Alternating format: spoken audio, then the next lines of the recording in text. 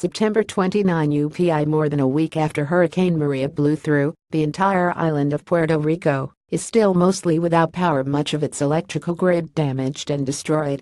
Power lines are down and power poles still litter streets all over the island. The majority of Puerto Rico is still in the dark, without air conditioning and without refrigeration. In the capital of San Juan, the few buildings with electricity are running off generator power. Friday, President Donald Trump again pledged to get aid to the plagued island.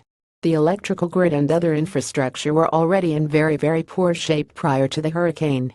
They were at their life's end, and now everything has been wiped out. We will need to start all over again. We are literally starting from scratch, he said at a meeting of U.S. manufacturing leaders. Earlier Friday, Trump said on Twitter that his administration is doing what it can to help.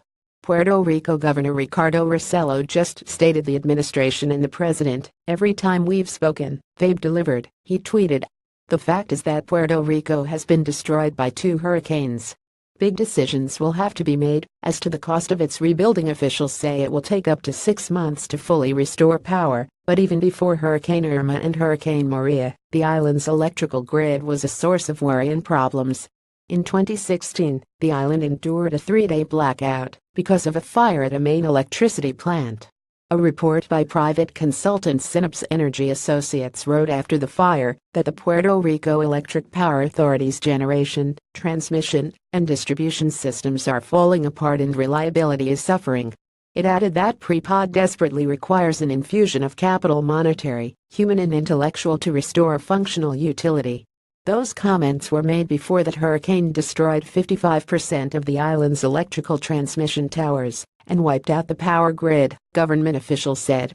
The Puerto Rico Electric Power Authority is the largest public utility company in the United States and notorious for mismanagement, Bloomberg News reported Friday.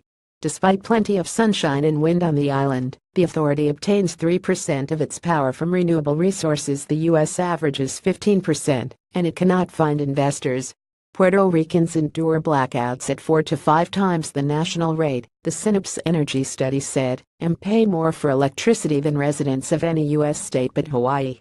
The island, technically a Commonwealth of the United States, is also dealing with a mounting debt crisis, noted by Tom Bossert, Department of Homeland Security advisor, Friday on CNN.